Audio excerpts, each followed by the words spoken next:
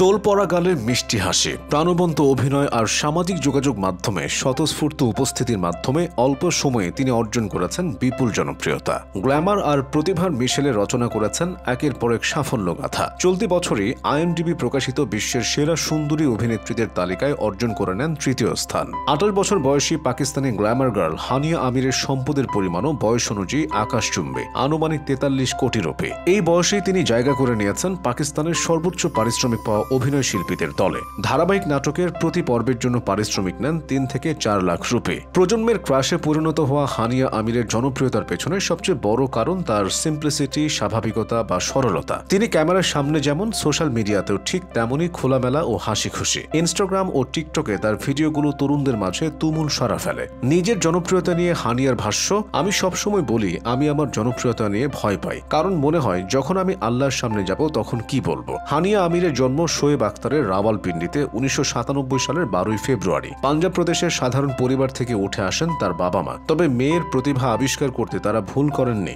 বাবা মায়ের অনুপ্রেরণাতেই শৈশবে শিল্পকলার প্রতি আগ্রহ জন্ম নেয় হানিয়ার। কিন্তু একসময় বাবা মায়ের সম্পর্ক খারাপ হতে থাকে, বিচ্ছেদে গড়ায় গন্তব্য। ছোটবেলায় পারিবারিক অশান্তি ও মানসিক চাপের সম্মুখীন হতে হয় তাকে। উচ্চশিক্ষার জন্য রাওয়ালপিন্ডির ফাউজি ফাউন্ডেশন কলেজে ভর্তি হন। সেখান থেকে প্রবেশ করেন অভিনয় জগতে। পড়াশোনা আর চালিয়ে যাওয়া হয়নি। হানিয়া প্রথম আলোচনায় আসেন সোশ্যাল মিডিয়ায় নিজের তৈরি কিছু ডাব স্ম্যাশ ভিডিওর মাধ্যমে। লাহোরে foundation for advancement of science and টেকনোলজিতে পড়াশোনা করার সময় তিনি বন্ধুদের সঙ্গে ছোট ছোট ভিডিও বানাতেন, যেগুলো সামাজিক যোগাযোগ মাধ্যমে ভাইরাল হতে থাকে। এই ছোট ভিডিওগুলোই তার অভিনয়ের দরজা খুলে দেয়। এইসব ভিডিও নজরে পড়ে নির্মাতা ইমরান কাজির। তিনি তার 2016 সালে মুক্তিপ্রাপ্ত চলচ্চিত্র জনানে অভিনয়ের সুযোগ দেন। ছবিতে তার দারুণ অভিনয় ও স্বতঃস্ফূর্ত উপস্থিতি দর্শকদের মন জয় করে নেয়। এরপর আর পেছনে তাকাতে হয়নি। একের পর এক টেলিভিশন নাটক ও বিজ্ঞাপন চিত্রে নিয়মিত হয়ে ওঠেন তিনি। এক দশকের ক্যারিয়ারে মেরে হামসাফার, ফেরি টেল, দিলরুবা, আনা, কাভি মে কাভি তুম, মুখ পেয়ার হুয়া থার মতো ধারাবাহিকে অভিনয় করে খ্যাতি পান হানিয়া।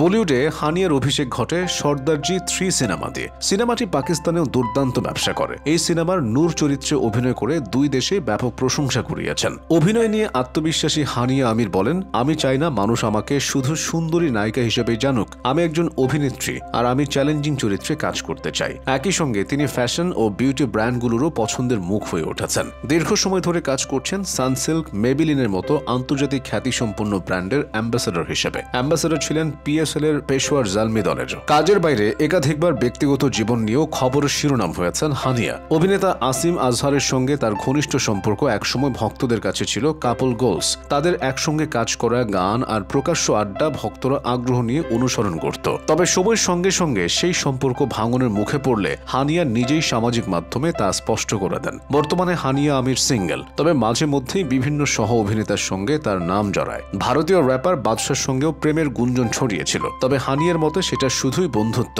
সম্প্রতি শোনা যাচ্ছে ঢালিউড সুপারস্টার শাকিব খানের নতুন cinema Prince once upon A time in ঢাকাতে নায়িকা হিসেবে দেখা যেতে পারে তাকে। ছবির সঙ্গে যুক্ত ঘনিষ্ঠ সূত্রগুলো জানিয়েছে হানিয়া শিগগিরই ঢাকায় আসছেন সানসিল্কের ব্র্যান্ড অ্যাম্বাসেডর হিসেবে। সেই সফরেই সিনেমাটি নিয়ে তার সঙ্গে চূড়ান্ত আলোচনা হবে। সবকিছু ঠিক থাকলে আনুষ্ঠানিক ঘোষণা আসবে শিগগিরই।